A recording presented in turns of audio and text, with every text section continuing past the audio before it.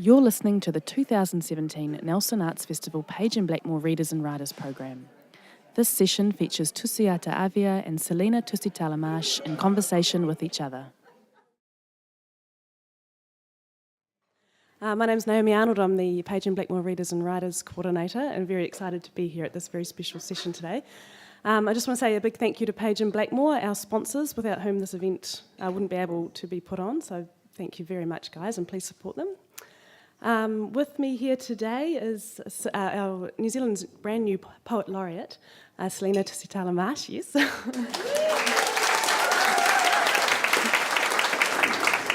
And Tusiata Avia. And we did have a chair in the session, but these two beautiful creatures have decided to run the show themselves, which is great. So I'll let them introduce each other. And also this session will be podcast. We'll be podcasting all the sessions and they'll be up on iTunes and probably on the Arts Festival website in about a month's time once they've all been processed. So keep an eye out for those. Thank you very much. Please enjoy.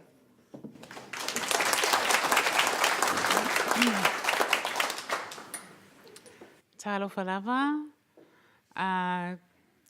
kia ora, tātou, kia ora, mahalo lelei, pakalofa lahi atu, kia orana, talohani. G'day, mate. It is Nelson. Liz. And warm Pacific greetings to you all. Just a few little housekeeping things. If you have a phone, can you please turn it to silent? Otherwise, you will be buying us all lunch if your phone goes off in the middle of the session. Or what I've often said is put it on vibrate and get pleasure as well during the session. The session goes for about an hour. And at the end, we'll have a little bit of time for questions.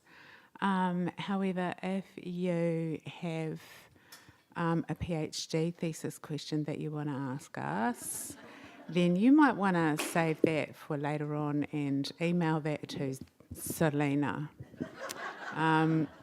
because she specialises in that kind of stuff. As you can see, there's book signing tables over there, and we'll be doing that stuff afterwards. So we're going to introduce each other. And I would like to introduce you to the fabulous Selina Tusitala Marsh. And I'm going to read her bio from the back of her latest book, Tightrope. That's plug number one. Ta-da! Which was published on the very same day that her New Zealand Poet Laureate was announced. What day was that? National Poetry Day, August the 24th. Which was a fabulous day. Yay!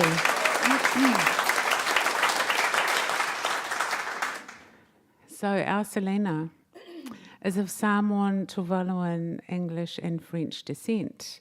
She was the first Pacific Islander to graduate with a PhD in English from the University of Auckland and is now an associate professor in the English department, specialising in Pasifika literature. Her first collection, the best-selling Fast Talking PI, won the NZSA Jessie Mackay Award for Best First Poetry Book in 2010. She represented Tuvalu at the London Olympics Poetry Parnassus event in 2012, where we hung out together because I was representing Samoa. Just thought I'd say that. Her work has been translated into Ukrainian and Spanish and has appeared in numerous forms live in schools, museums, parks, billboards, print and online. As Commonwealth poet, last year, she composed and performed a poet for the Queen at Westminster Abbey. More on that later. And I thought that I would comb through her prodigious CV and add just a few interesting facts and figures from it. Selina has had poems published in 71 anthologies, academic texts and journals. She has taught 106, although I know it's more than that by now, workshops, edited 6 publications, keynoted, chaired and emceed 35 events, done more than, by now, 32 school visits. And of course, for the third time, because it's very, very important, she is our 2017 Te Mata Estate, right? That's the actual title. That was until National Library took over. Oh, sorry. Yeah. But you National still get Library, the wine. You I still get the free wine. I get the wine. Yeah. New Zealand Poet Laureate, which I think is a good place to start. After I introduce you. Yeah. Okay. We'll I need do to that. introduce you. Yeah. Okay. First of all, we'd both like to thank the Nelson Festival for inviting us to come and allowing us to, quote unquote, interrogate each other this morning. And, we've been longtime friends now, and we've wanted to interrogate each other on stage. We're going to change into Nazi uniforms soon. So thank you for the invitation, Naomi. And I need to thank Chiquita Bell for having my son, or allowing my 15-year-old son, who I kidnapped with me this weekend, to sleep in. So he's still sleeping in at her place. Thank you, Chiquita. Really appreciate that. So I teach the largest creative writing course at the University of Auckland. It's stage 2. I also teach postgraduate courses in Pacifica poetry. And Tusiata Avia's work is right in the top 3 all the time, every year, of poets chosen for these students to undertake their long form assessment. So it's about a 7,000 to 10,000 word essay. And what draws my students to Tusiata is, any one of her 3 collections of poetry, Wild Dogs Under My Skirt, Blood Clot, and Whaleatu Spirit House, which she'll be reading from this morning. But what draws my students to the work is its many nuances and layers of connection that you're able to form with a number of readers. And we've joked about this before, because I'm kind of like, my formative influences are Dr. Seuss and Sam Hunt, and hers are kind of Greek philosophers or something like that. We've often joked that I see her as the Mercedes-Benz of the poetry world, and I'm kind of sitting there in the used car sales lot. But well, that was before the laureateship. But I'm just being humble, as one should, because the kumara never sings of its own sweetness, and it's always sweeter coming from someone else's mouth. But you are a stellar poet, and even before I got to know you, your works informed and influenced me and drew me in ways that I'd not encountered. And that was because you are a woman, because you're a Pacifica, because you're a bloody good poet, great poet, and you really have the art and craft nailed. You're so careful with your language, and I oftentimes am not. So, because I maintain the Poet Laureate blog, and I've taken over from lovely but problematic C.K. Stead. And, his blog entries are like mini lectures on the entire scene of poetry and literature in New Zealand. And my blog has got lots of amazing photos and lots of half-formed poems, because that's what I do. I go to an event, I go to an environment, and I just respond. And I put those poems up there, because I think that's how poetry should behave. It captures a moment and it shares it with as many people as possible. And one poem I'm particularly proud of is when I emceed the New Zealand Book Industry Awards. Okay, so as a writer, these are the people who get our stuff out there and keep our stuff out there. They're the booksellers, they're the publishers, they're the agents, they're the unsung heroes of the literary world. Seldom do they get to sit up here like we are. And so I brought my orange ukulele and set a poem to Leonard Cohen's Hallelujah. And I got everybody singing along. I've posted the poem up. It was a fantastic night. But that, to me, is like at the heart of poetry. It's all about connection. Sorry, that was my little interlude. So that was that was me introducing the fabulous Tusiata Avia.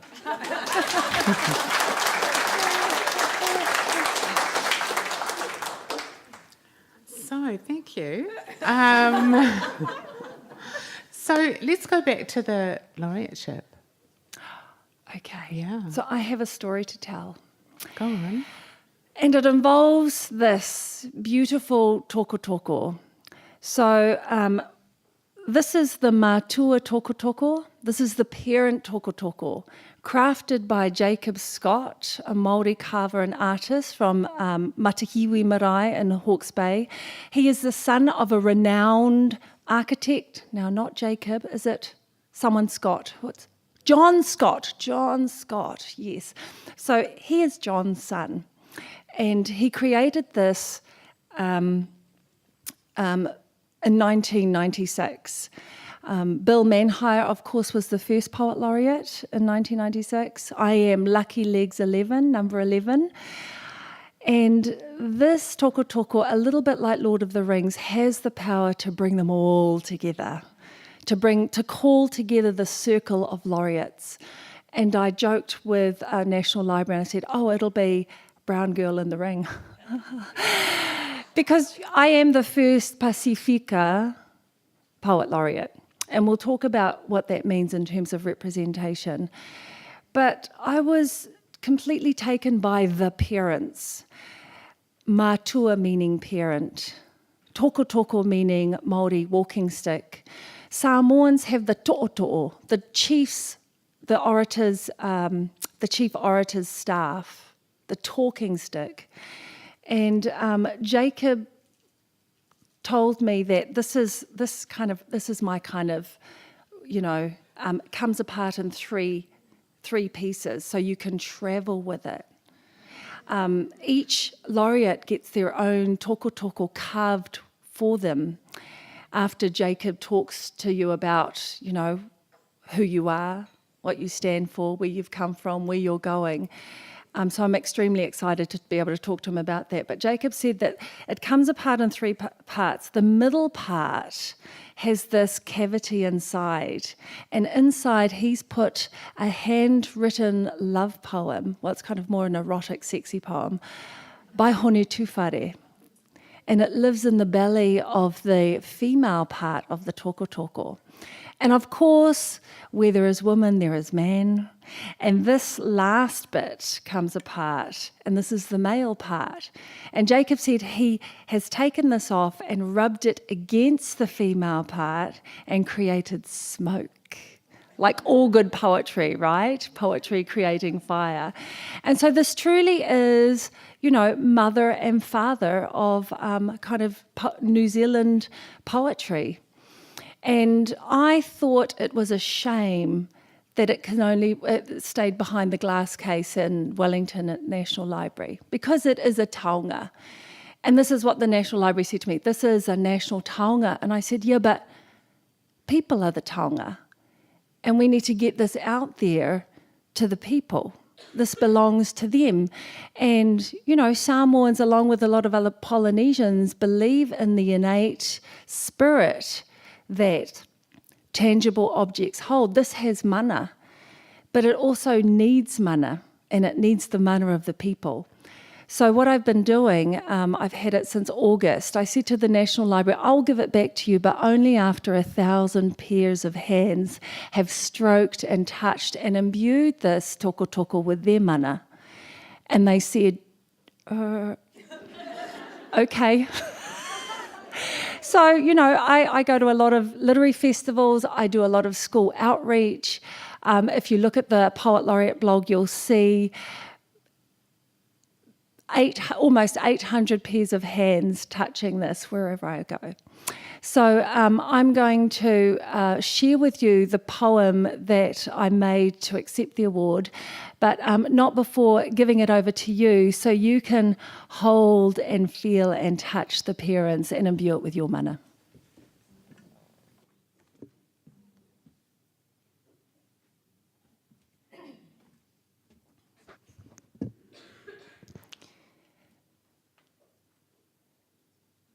I accept this award on behalf of the 10-year-old at Otahuhu, St. Joseph's, who found a word to rhyme with monocle.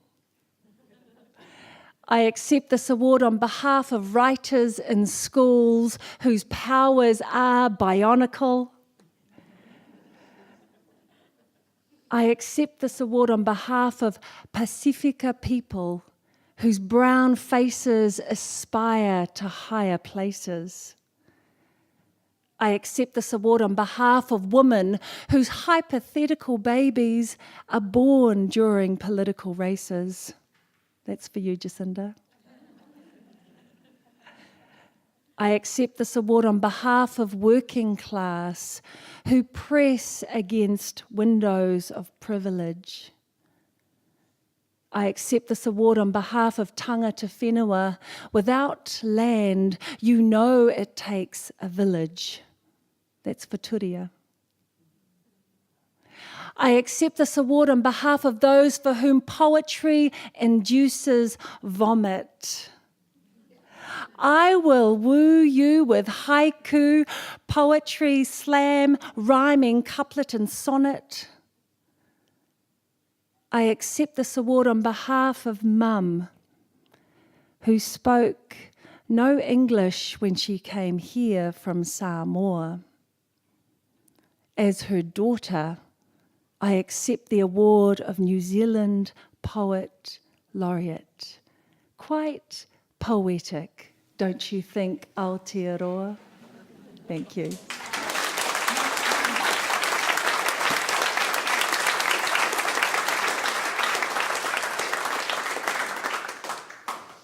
So I think, not to put too fine a point on it, but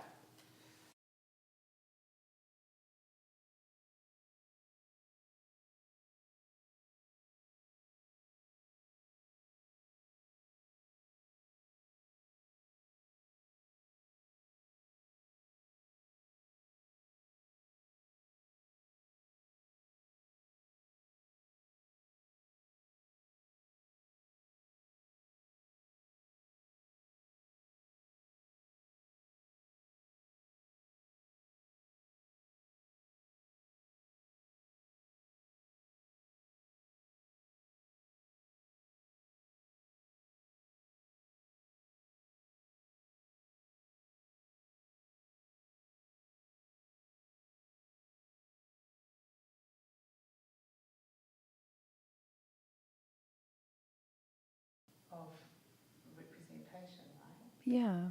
Yeah. I mean, we reach out to so many different kinds of communities, and we are here because of all the hard work that we do and the way that we do it. And sometimes, you know, sometimes being Pacifica, I mean, it's the big hurdle often. We've got to do things. I've always felt that I've got to do things twice as good, run twice as far, work twice as hard, because we're often the minority in a group. I remember in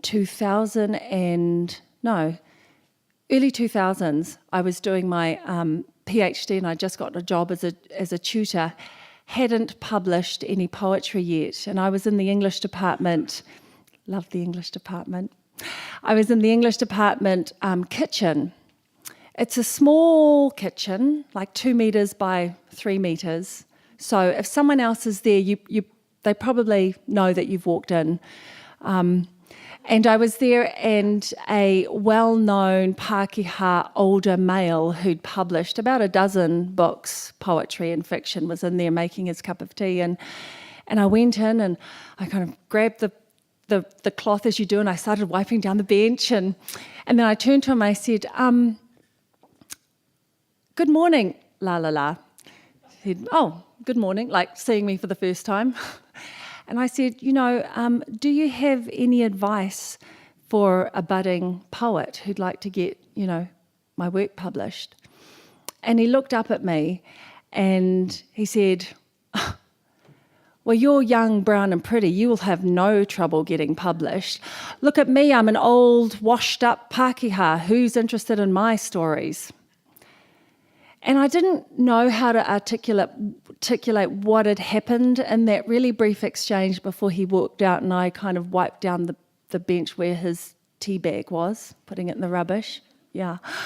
But it felt like I'd been dirtied, I'd been sullied, like I was there by virtue of being young, brown and pretty. I was there by virtue of some kind of equity thing, rather than the fact that I had completed a PhD, rather than the fact that I had, been writing poetry for a long time. And all I wanted was a little bit of advice, and he slammed that, into my face. But it was my induction, because that was the first of many exchanges like that. So there's a story that Oprah Winfrey tells about being 11 or 12 and going to see Jesse Jackson speak for the first time, African-American activist. And she sat there completely having an epiphany, because Jesse Jackson said, as African-American, we have to be excellent all the time. Not only some of the time, all the time. And as a Pacifica woman, I took that on board, because my mother came over, as many Pacific families did, after having married my Pākehā New Zealand father in Samoa. We knew that we were up against it and we had to be excellent all the time. But of course, that has consequences that we'll talk about a bit later.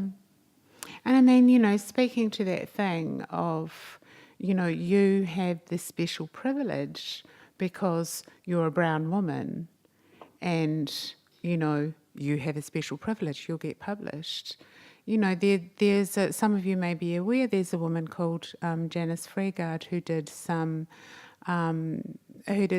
research and this year, and she came up with some figures that basically Pākehā make up 90% of all published titles across genre. Pacific people make up 1 to 2% of published work across genre. So, that's just keeping it real, I mean, even if you look at population, Pākehā only make up 75% of the population. So we are, just the figures are pretty wrong. And I mean, if you go to any literary festival in any part of this country, I mean, I love you guys. I do. I love you. I love you all. And I love literary festivals.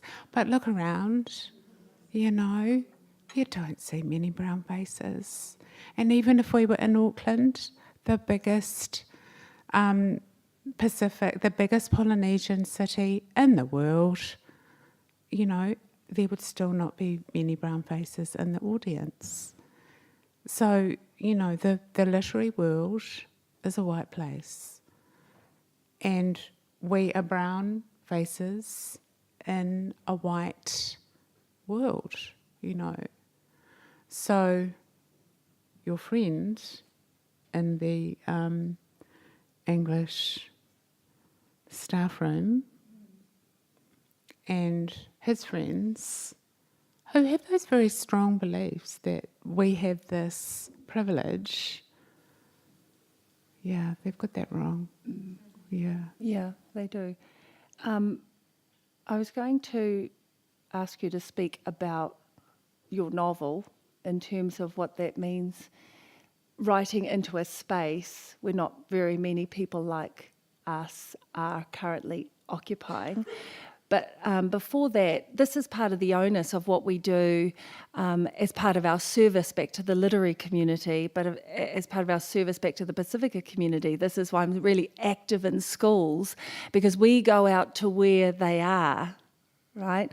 And like in 2 weeks' time at St. Joseph's, the school that I mentioned, we're launching their second book of poetry, right? Poetry anthology. They are kind of self-publishing in order to enrich their own curriculum.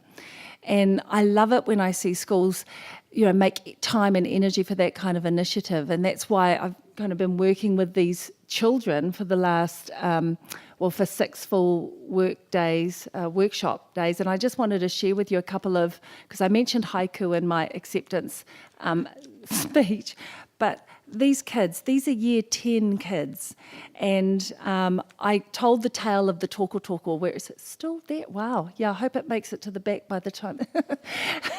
Thank you. No, yes, take your time. Take your time. Stroke fast and pass it on. So listen to how these kids, they didn't know what a poet laureate was, first of all. Most of the communities that I work with didn't know. My own students didn't really kind of know what that entailed. No one knew that there was a toko toko, right? And so that's part of my mandate, to kind of raise awareness about this national treasure we've got. But here's what Sinama Laite Lekapa, this is her haiku. Poet laureate, writing us with her stick, sharing her stories. And this is by Peter Amituanai, and he wrote in Samoan and then in English, Le la'au afi, le la'au o le matai, pule o tala. The fire stick, the chief's stick, power to speak. Isn't that gorgeous? And I have to share this by Kainan Mangele, gorgeous boy. Traditional stick, brown wooden hermaphrodite. Starts poetry fire. Year 10, yeah, St. Joseph's. So tell us about, so I don't take up all the time, tell us about your novel and what that means to be writing in that space. So I've been a poet, a working poet, for 17 years. And had never considered doing anything else really until a little while ago. I found myself writing this long thing, and now 50,000 words later, it seems to be a novel, and which is kind of scary.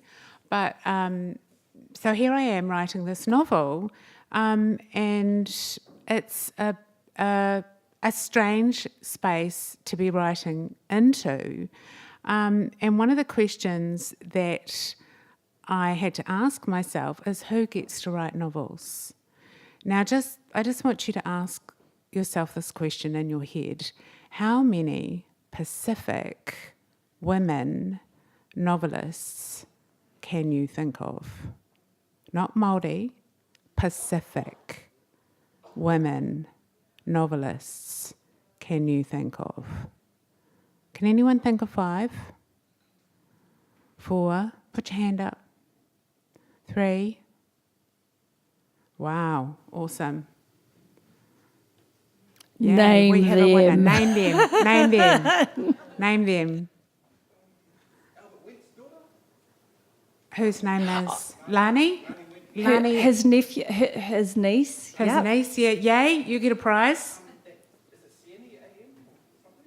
Who? Oh yes, that yeah. That I saw that in the Samoan bookshelf. Jaquita knows.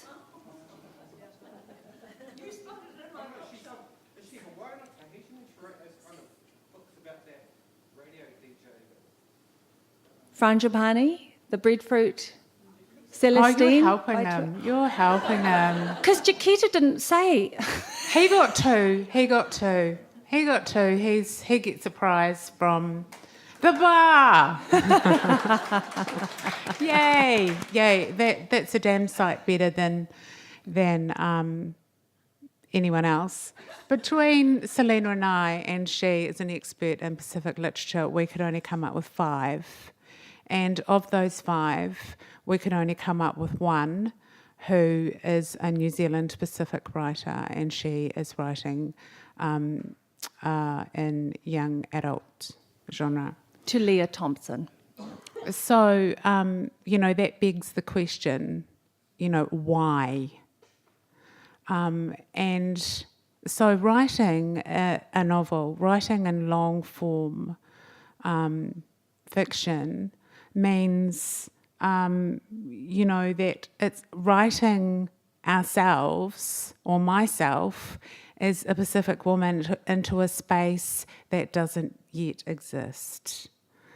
And there's certain pressures to that. And again, it's this kind of we're often looked upon as Pacifica, as, oh, you write something? Oh, that must mean that you are now the voice of all brown women, or maybe all brown people, which is an insane thing, I write something as a Samoan woman or as a Pacific person, and all of a sudden I'm the voice of all Pacific people? What kind of insanity is that? Anyway, it's also a complete head screw. It can stop you in your tracks when you are trying to write, to know that your work can be viewed this way. You're just trying to get the words on the page. But if you know that, you have this, you have this kind of pressure, expectation on you that once your work goes into the world, that it will be viewed that way. Oh, this is now, the voice of Pacific women or Pacific people, it's a, it can freeze you.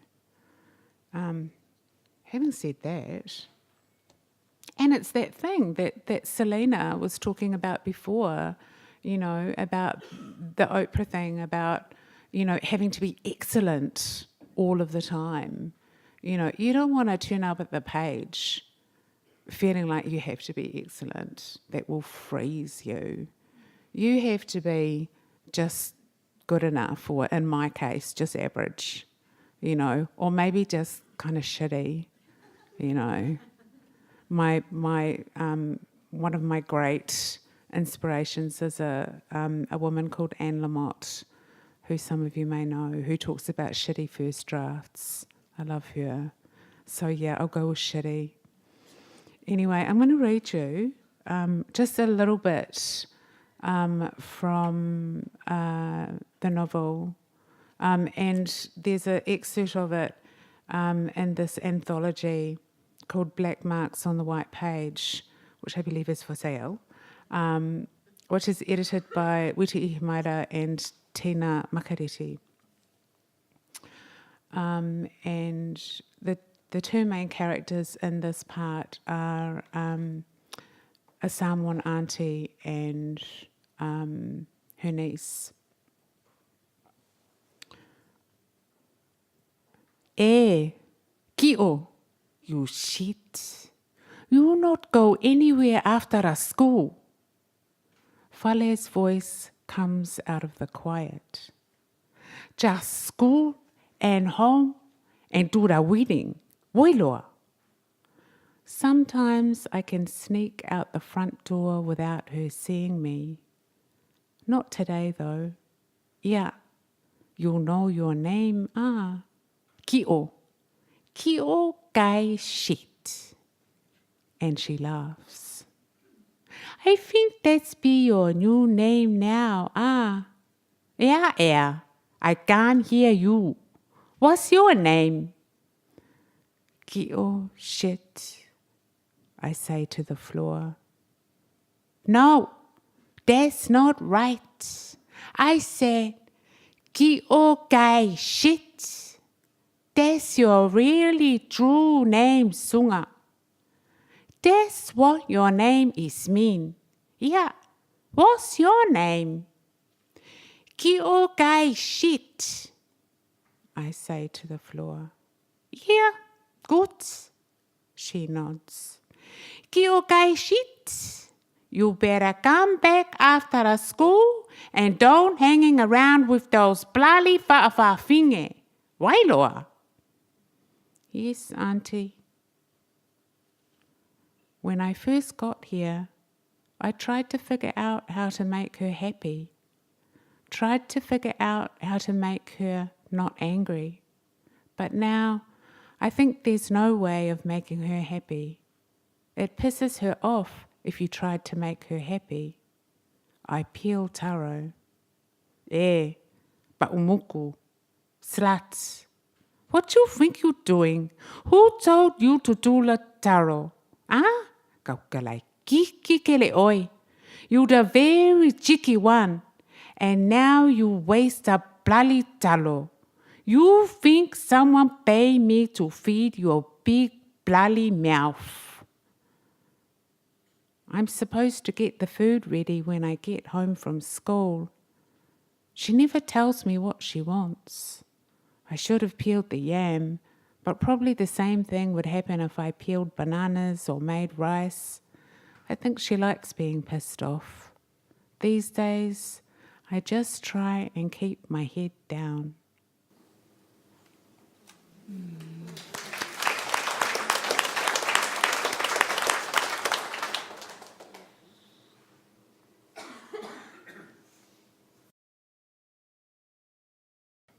So, in terms of representing an entire community, entire people, doesn't really work that great because we're quite different in our aesthetics and in our take, and very much so, right? As any two writers are. And I look forward to that novel coming out eventually. But my doctoral thesis was on the first wave Pacific women poets. And, when I invariably asked them why poetry, one of the most important reasons why poetry was that, these women were politicians. They were leading national sovereignty movements. They had 12 children in one case, 12 children. They were running village affairs. They were government officials. Why poetry? Because you could begin and finish an entire work, and that's something that absolutely resonates with my own chaotic, very full, rich life. I could do poetry in between the babies. I could do poetry in between the 3 jobs. I could do poetry, on the Fuller's Ferry going back to Waiheke Island, and it was incredibly satisfying to be able to begin and finish something. And that's kind of my own theory as to why there aren't more Pacific women writers, because we play or indeed novelists, generally women novelists compared to male novelists, except I don't have stats on that, but we just generally kind of incorporate it into the whirlwind of our lives. Totally. Yeah. You don't know how long it's taken me to write those 50,000 words. Well, you do. I do. I've told you. I do. Yeah, you do. You got another 50,000 to go. Yeah. I'm going to ask you to read the Queen's poem. I will read the Queen's poem because that speaks to the heart of representation. And so in 2016, I was instated as the Commonwealth Poet, which was an incredible honour. And part of the role was to compose and perform a poem for Her Majesty at Westminster Abbey at the Commonwealth Observance Day, which happens every second Tuesday of every March since 1954. So this is the Queen's gig, The Queen would be there along with her husband, and the children and the royal family. And but there were a few rules around accepting this commission, and I thought, well, yeah, I'm a teacher of creative writing. Love rules. Rules can give you freedom, right? Instead of kind of beginning from like nowhere, you kind of work within parameters. 5 rules. First rule was that it had to, the Queen chooses the theme every year, and last year's theme was unity. So the poem had to be called Unity. So it's sweet, can do that. This was too big an opportunity to represent the many diverse communities that I represent on a global stage, right? Second rule was that it had to somehow represent the 53 Commonwealth member nations. I thought, okay, I can do an acrostic poem and start with the beginning letter of each nation, and then, I can do that. I love that kind of, it'd be a long poem. The third rule was that because BBC were filming it live, it had to be less than 3.5 minutes long. And I thought, okay, there goes the acrostic idea. Never mind, we can do this because I get to represent my grandfather's island of Tuvalu on the global stage and talk about global climate change and rising waters and his island, which will disappear within my lifetime. The fourth rule was that it wasn't allowed to be political.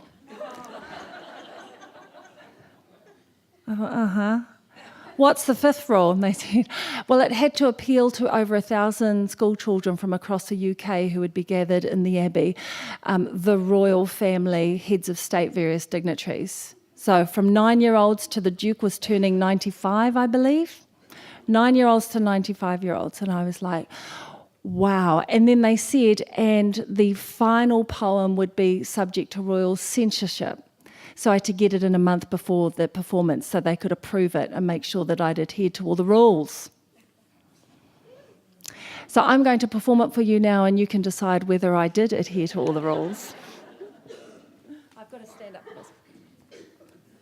So I am standing on the sacrarium steps. I love it. All the time I do this, there is always someone dressed in blue that I can use to be like Queen Elizabeth II. So you're Her Majesty, right? You were wearing blue, I was wearing blue, everyone else was in khaki and beige and black. Unity. Let's talk about unity. Here in London's Westminster Abbey, did you know there's a London in Kiribati, Ocean Island, South Pacific Sea? We're connected by currents of humanity, alliances, allegiances, colonial histories. For the salt in the sea, like the salt in our blood, like the dust in our bones, our final return to mud means though 53 flags fly for our countries, they're stitched from the fabric of our unity. It's called the va in Samoan philosophy. What you do affects me. What we do affects the land, sea, wildlife. Take the honeybee, nature's model of unity, pollinating from flower to seed. Bees thrive in hives, keeping their queen. And at this point I look down. Her Majesty looks up. Unity keeps them alive, keeps them buzzing. They're key to our fruit and veggie supplies, but parasitic attacks and pesticides threaten the bee, then you, then me. It's all connected. That's unity. There's a you and an I in unity. Costs the earth, and yet it's free. My granddad's from Tuvalu. And to be specific, it's plop bang in the middle of the South Pacific, the smallest of our 53 Commonwealth nations, the largest in terms of reading vast constellations.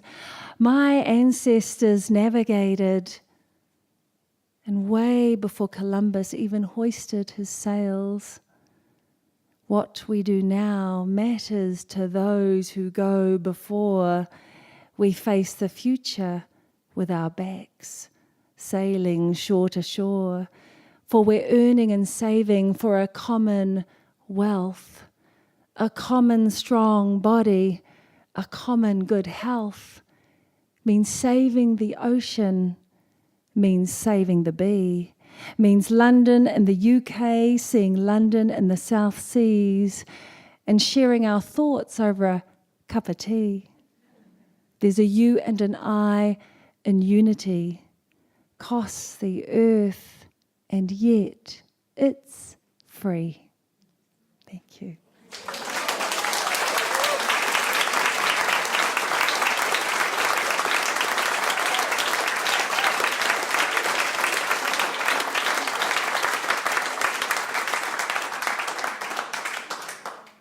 So this is one of my specialties. After Selina makes you feel good, I'm going to bring you down.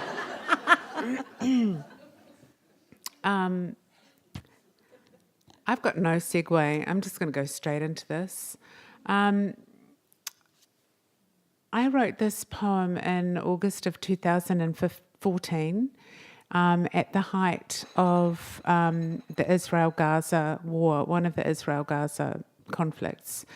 Just a note that the number of dead at the end of this poem were correct at the time, but have risen since then. Do you want the short version or the longer version? Long? Okay. I cannot write a poem about Gaza. I cannot write a poem about Gaza because I cannot eat a whole desert. I cannot write a poem about Gaza because I cannot go to bed with the stiff little babies and the bodies of children. There is no room for the little lost limbs, the disembodied arms yanked off like parts in a doll hospital. I cannot write a poem about Gaza because if I speak up for the bodies of babies, for the pieces of children, for the women pulling out their own eyes, you will call me anti-Semitic, and I must allow the blood of thousands to absolve me. I cannot write a poem about Gaza because my fury and my grief will rise up out of my chest like a missile plotted on a computer in Tel Aviv. It will track me, pinpoint me, and in a perfect arc, it will whine down out of the surgical sky into the top of my head and implode me. I cannot write a poem about Gaza because Israel has a right to protect itself. Israel has a right to protect itself. Israel has a right to protect itself. Israel has a right to protect itself. Israel has a right to protect itself. Israel has a right to protect itself. Israel has a right to protect itself. Israel has a right to protect itself. Israel has a right to protect itself. And Gaza does not. I cannot write a poem about Gaza because behind every human shield is another human shield and another human shield and another human shield and another human shield and another human shield and another human shield. And behind that human shield is a human. I cannot write a poem about Gaza because it's complicated, so complicated, very, very complicated. So I cannot write a poem about Gaza until I finish a PhD in Middle Eastern politics and the Holocaust, until I am reborn a Jew and live under the Iron Dome myself. I cannot write a poem about Gaza because Tamar in Tel Aviv has got to get to the supermarket and the garden centre before the next siren. She's putting plants in their bomb shelter and the kids' favourite toys and treats to make it less depressing.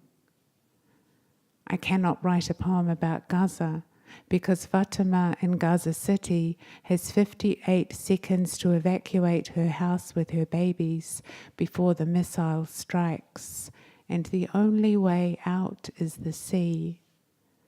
She has seen pictures on TV of babies thrown into pools and swimming instinctively. I cannot write a poem about Gaza because there is an impenetrable iron dome that covers the entire state. It covers each mind and each heart, except for the few that line up and demand to be imprisoned. I cannot write a poem about Gaza because of my friends, Tamar, Shira, Yael, Michal, Yair, in Tel Aviv, in Nazareth, in Beersheba, because every time I point to the blood-soaked, I upset them, offend them, anger them, betray them, let them go. I cannot write a poem about Gaza because of my friend Al-Din and his 3 exploded daughters and 1 exploded niece filleted across his living room. I cannot write a poem about Gaza because I can do the maths.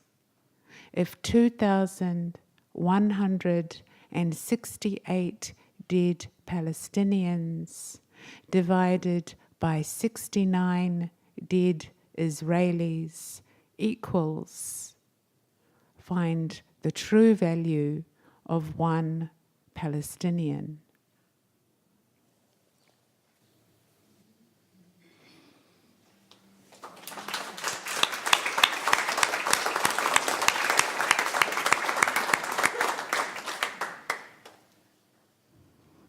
You asked for it. She said short or long version. Thank you. That's stunning. The short version isn't very happy either. I might finish up with Pussycat before we go to questions. Yeah? Only because I just feel like giving everyone a big hug. Yeah, okay. So funny story. So 20 minutes before the, and this isn't to diminish anything that you've just given us. It's to ensure people, feel loved when they leave. So 20 minutes before the big presentation, the biggest gig of my life, basically, at Westminster Abbey, I've got 2 spare seats next to me, and a verger shows in an elderly gentleman and his wife. So this kind of connects us back to the beginning when we talked about representation. And I let the elderly couple get seated. Directly across from me are all the heads of state of the 53 Commonwealth nation members. 4 rows deep, I see the then New Zealand High Commissioner, Sir Lockwood Smith and Lady Alexandra. They're my whānau when I go to London. Diagonally across is where the monarchy would be seated, and next to me were people of the calibre of, Kofi Annan and his wife and David Cameron, the then British Prime Minister, and so very visible front row. I just have to say, and this is the woman who calls herself a used car? Come on. Okay, carry on.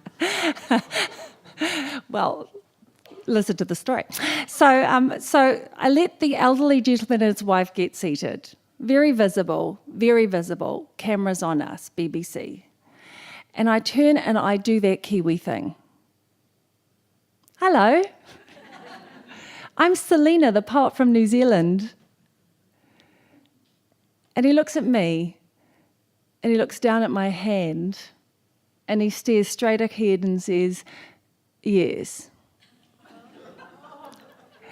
And so I'm thinking, you know what? No one saw. No one's paying attention. I just kind of turned it into this yoga stretch, and I just like, that's okay. I'm going to leave that because this is the performance. I look straight ahead, and 4 rows deep, I see Lady Alexandra, her fancery quivering, and she leans across Lockwood and she goes,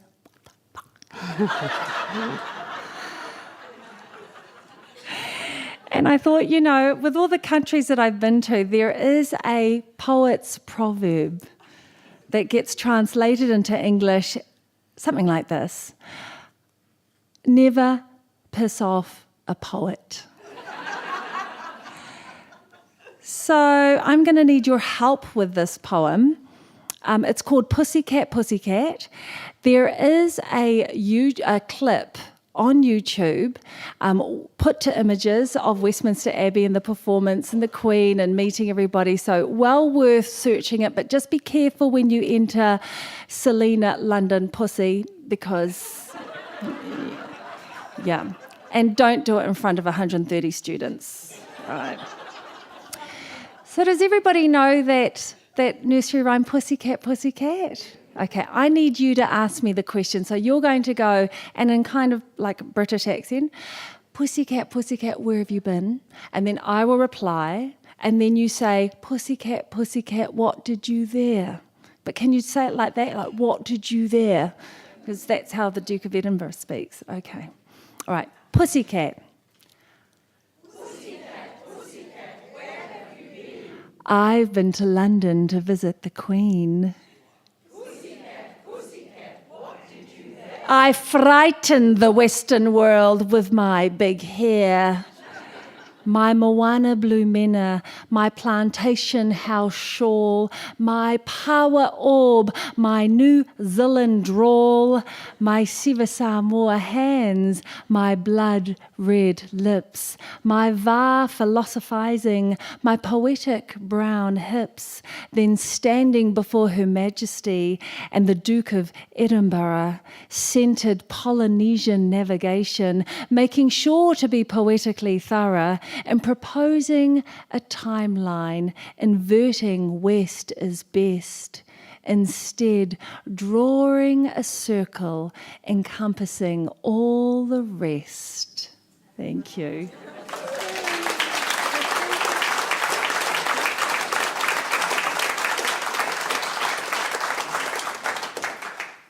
Okay, so we've got a few minutes. So do we have any questions from the floor? Do we have a roving mic? We don't. So you're just going to have to kind of... You can use the toko toko. Speak into the toko toko. Yeah. Has everyone touched the toko toko? Nearly. Okay, thank you. I would afterwards love for those of you who are happy to get as many people around the toko toko touching it as possible. Let's see if you can do better than the Wanganui Literary Festival. They had to kind of do some gymnastic thinking to ensure everyone could touch it, but they did it. And then I'm going to post that photo up on the blog, because this would take us, how many people here, Naomi, roughly? We're at 850 at the moment. About 50? You'd push it up to 900. That would be great. Yeah. Do we have a roving mic for questions or? Oh, okay. All right. Do we have any questions? Yes. I just immediately wondered, did you, after you'd given your poem to the Queen, sit down beside that couple again? And did they look any different? No. But gosh, it had, lots of insights, lots of fantastic material for poetry. When I met again Her Majesty and the Duke at Marlborough Palace later on that evening, I kind of stand out, right? I'm tall, I'm brown, I'm in electric blue, his wife's in blue. And where he's going down the line, and he looks at me and shakes hands, and I said, greetings. And he says to me, yes, what do you do? I said, I'm a poet, Your Majesty, Your Highness, Majesty, Highness. We were told what to say. I'm a poet. And he goes, yes, but what do you do? I said, well, I lecture at the University of Auckland in New Zealand. I focus on post-colonial literature.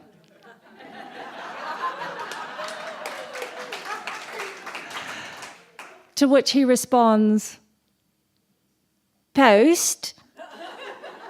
And then he just walks off. Marvellous, isn't it?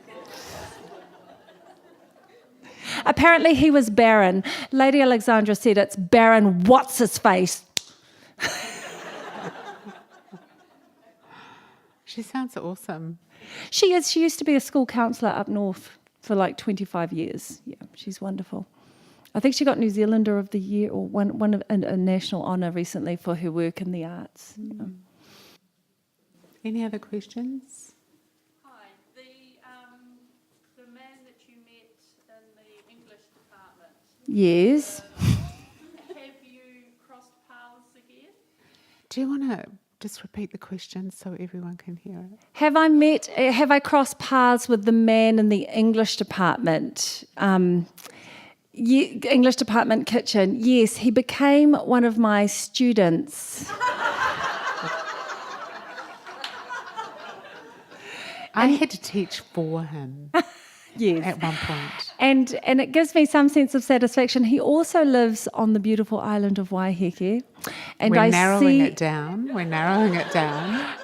And I see him at the Saturday morning market trying to peddle his books. He's always alone.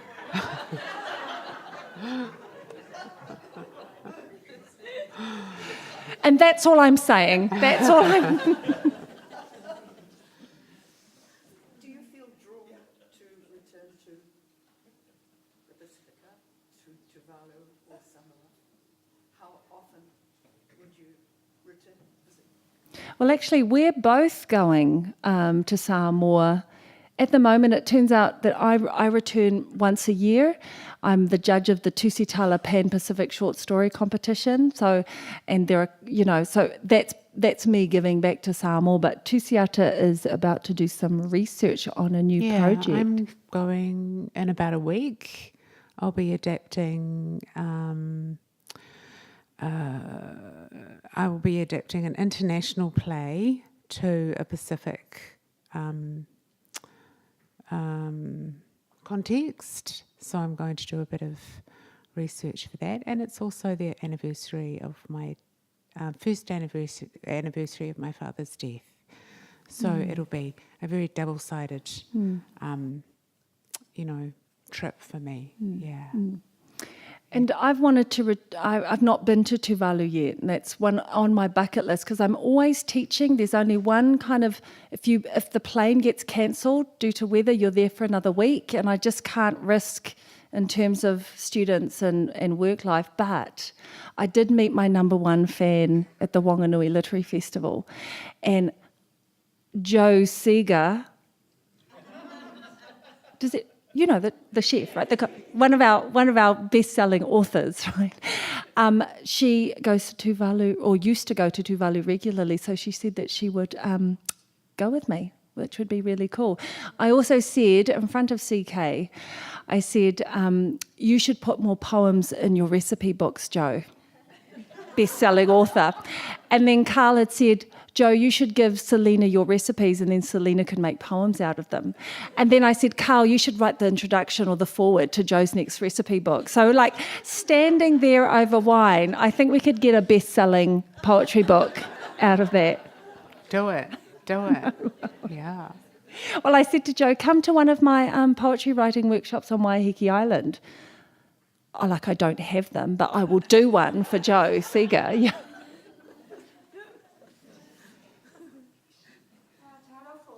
I don't have a question to you. I just want to tell you how wonderful it is to be in Whakatū Nelson and have you two beautiful, strong women presenting the heritage of my children and grandchildren. I know they find this quite a lonely and white place when they visit here, and I just want to tell you that you've brought the warmth of the Samoan and Pacific sunshine, and all I want to say to you is Fia Malosi, Fia Malosi, Fia Malosi. Malo, malo.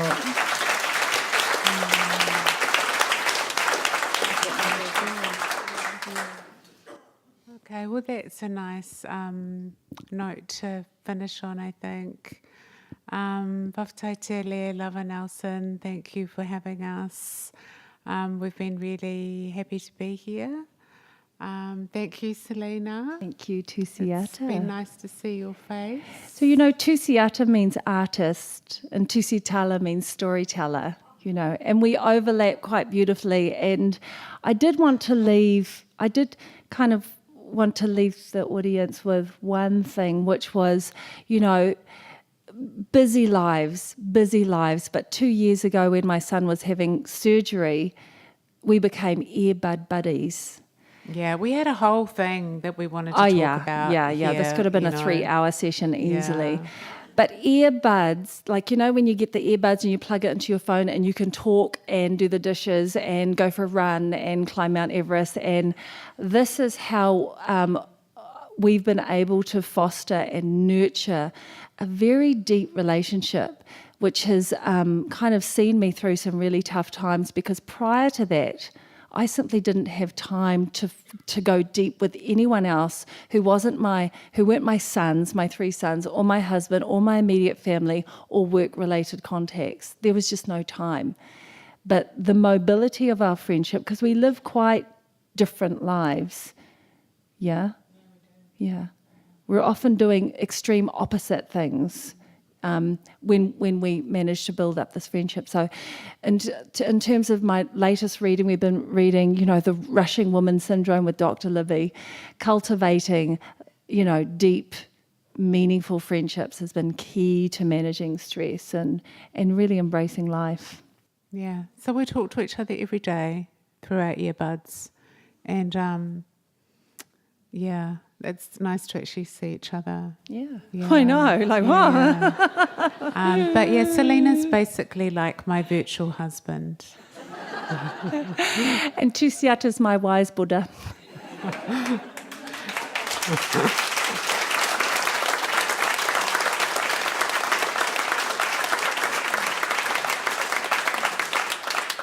So we'll be signing the copious amounts of books that will be purchased after this session over there.